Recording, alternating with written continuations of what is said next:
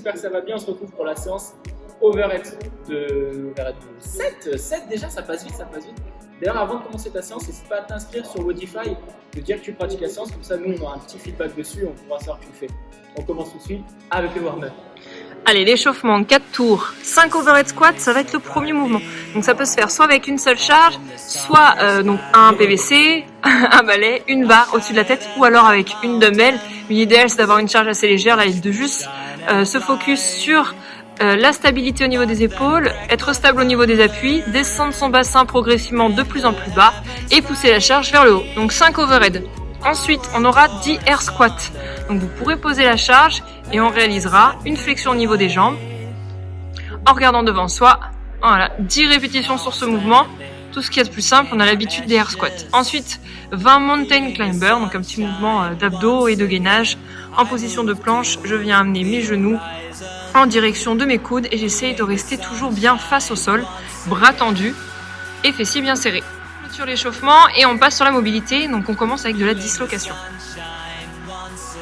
Donc vous récupérez un PVC ou une charge très légère et vous disloquez en passant du bassin jusqu'au niveau du bas du dos, les épaules, en faisant passer bien les deux épaules en même temps. On poursuivra avec un petit peu de parapluie. Donc ce sera pour étirer votre chaîne postérieure et un peu de mobilité aussi au niveau de vos épaules. Je place une charge derrière moi, je viens garder mes jambes tendues, j'emmène mon buste vers l'avant et avec les bras tendus, j'emmène la charge vers le haut et l'avant. Je maintiens 5 secondes en bas, puis je me redresse doucement étage après étage au niveau de la colonne et je répéterai ça 8 fois avec 5 secondes de maintien en bas. On poursuit avec des torsions au niveau de la colonne, donc le scorpion. Je vais venir m'allonger à plat ventre, écarter mes bras sur le côté et venir faire pivoter mon pied en direction de ma main opposée avec une flexion au niveau de mon genou. Je peux même décoller ma main et venir chercher à faire une rotation sur le haut du corps.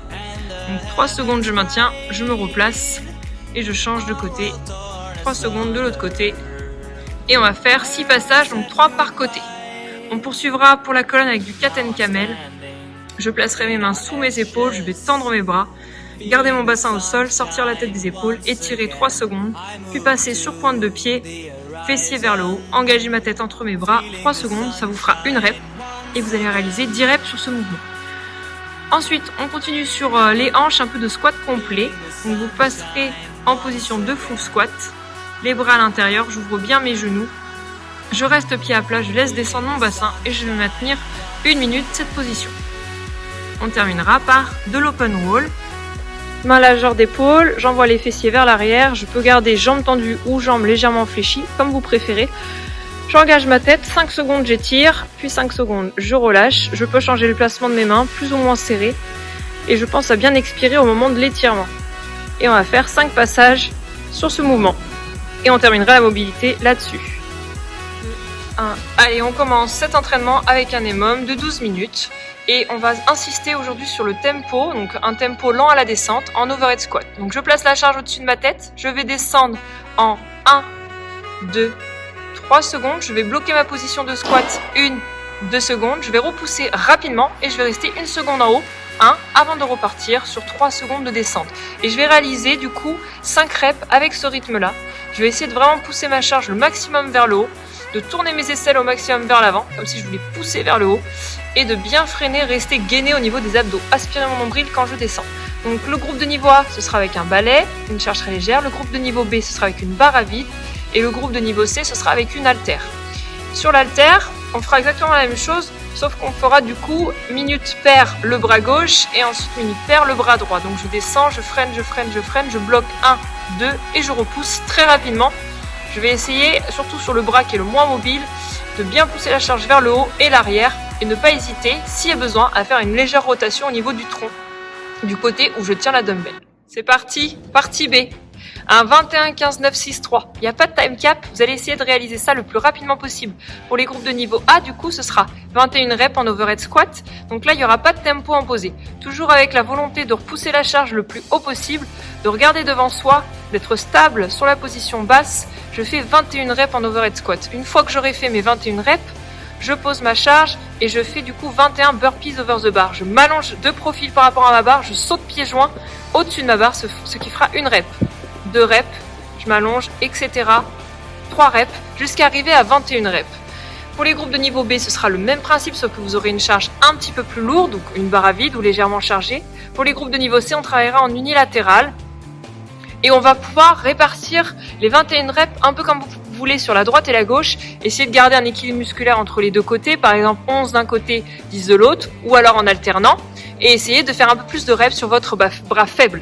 Vous aurez également 21 reps en burpees over the bar. Une fois que vous avez fait ça, 21-21, vous faites 15-15, 9-9, 6-6, 3-3 et vous notez votre time cap. 2, 1. Allez, et on termine avec un petit renfort épaules et abdos. Vous avez 5 tours à réaliser. On commence avec 30 secondes de handstand hold. Donc en équilibre, je pousse dans mes mains et mes épaules. Je garde les pieds serrés, les jambes tendues et je maintiens 30 secondes la position. Et pour ceux qui ne sont pas encore à l'aise sur ce mouvement, on va pouvoir essayer de faire ça en nose to wall.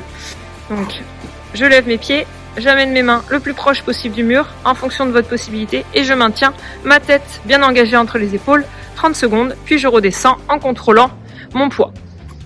Allez, petit mouvement d'abdos en iso, des floater kicks. Donc je suis en position de holo et je vais alterner des relevés de jambes, jambes tendues, pointe de pied vers l'avant, ou alors je vais faire des petits chassés croisés avec mes pieds, jambes tendues. Et je vais maintenir cette position de holo avec les omoplates bien décollées. 30 secondes de travail là-dessus. On poursuit avec le troisième mouvement, les shoulder tape en position de gainage, le bassin bien face au sol, je viens toucher mon épaule opposée. Pendant 30 secondes, je travaille, je peux varier le rythme plus ou moins rapide. Et ensuite, on terminera par un dernier mouvement du arch pendant 30 secondes, pieds serrés, jambes tendues. Je viens cacher mes oreilles avec mes bras, je m'auto-grandis au maximum, je serre mes fesses, mes pointes de pied sont serrées et mes talons aussi. Et je maintiens 30 secondes cette position d'auto-grandissement. Suite à ça, j'aurai 30 secondes de repos complet avant de repartir sur le tour suivant. Séance overhead terminée, j'espère que vous avez bien senti vos épaules, que vous avez pu progresser sur les mouvements. N'hésitez pas à faire vos retours à Thomas ou Marine qui s'occupent des séances overhead ou même sur Instagram, à nous taguer, à nous dire vos ressentis, c'est important pour nous, pour savoir si ça vous plaît. On se retrouve pour la prochaine séance. Salut tout le monde!